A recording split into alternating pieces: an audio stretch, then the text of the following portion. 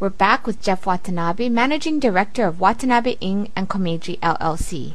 As a young company with 3 young guys, is there any advice that you could give of what you folks did right that helped you to keep your business running and still running today? Yeah, I think that's a really good question. I think number one is it's very helpful to find mentors.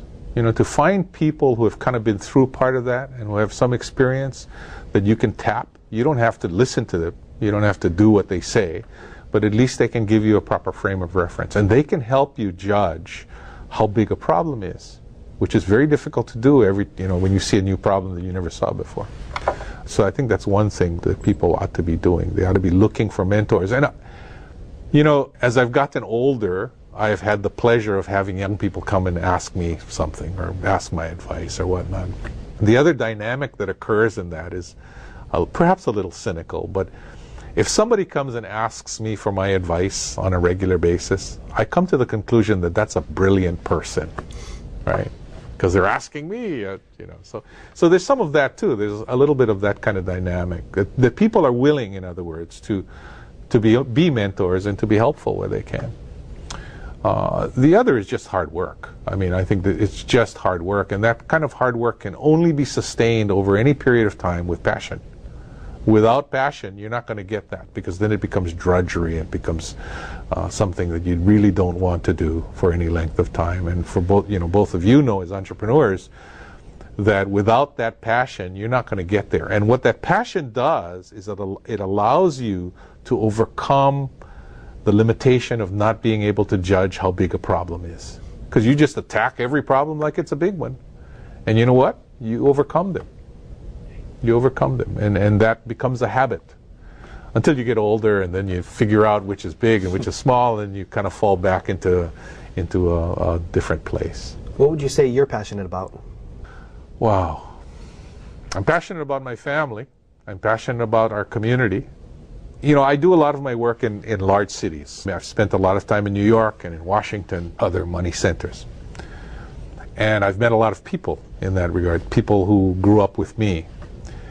And I find them sitting at their desks or in their profession, sort of pressing buttons in the hope that someday a light's going to go on. I mean, they're over there trying to press buttons to make a difference, And if they're really lucky, a light will go on, sometime in the future because of what they did.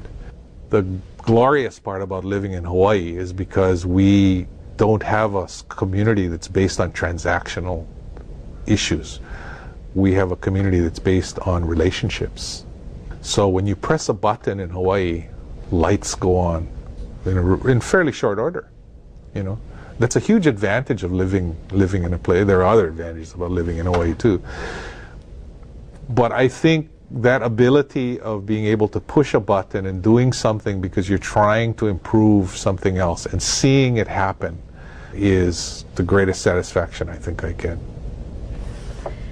Regarding relationships, are you able to give us some key ideas of how to have a relationship prosper? Maybe the top 5 things. Well, good question. I think the first thing you need to do is you need to be able to select people who you think can be helpful to you. And in my life, I've been very fortunate to come across those people. The second thing is real simple. Ask them. Because I think you'll find, as I said earlier, you'll find that people are more than willing to try to be helpful to the next generation of people coming up. And in my life, I've had mentors in a variety of areas. And I think that's another important thing, that it's not just one person.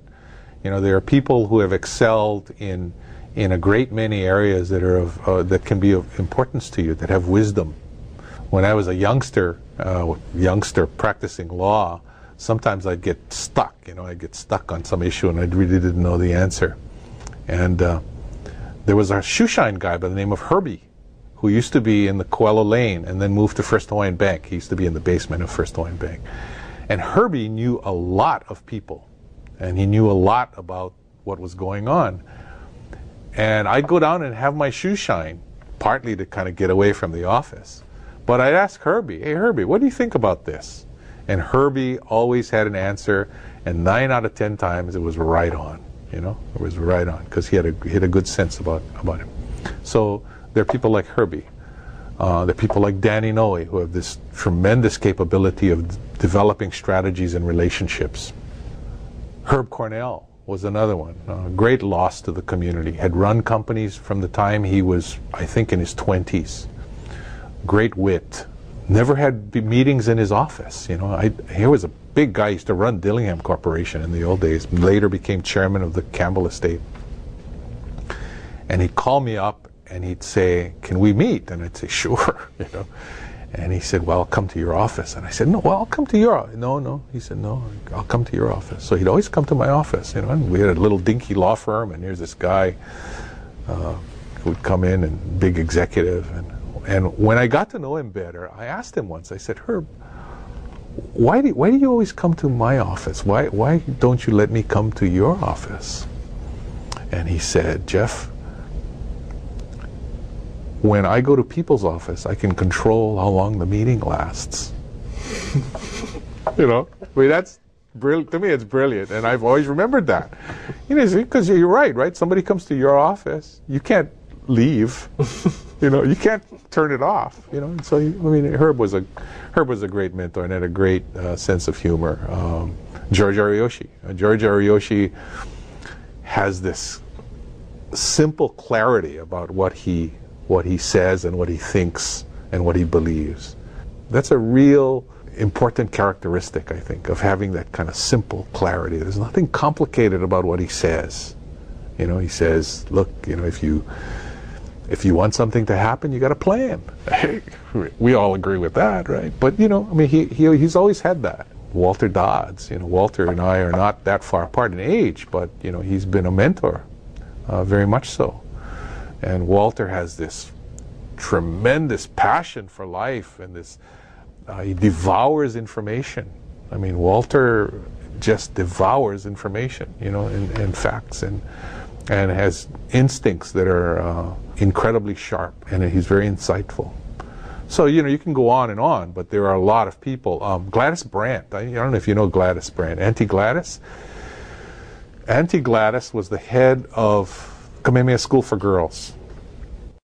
Thanks for tuning in. Stay tuned for more on Greater Good Radio.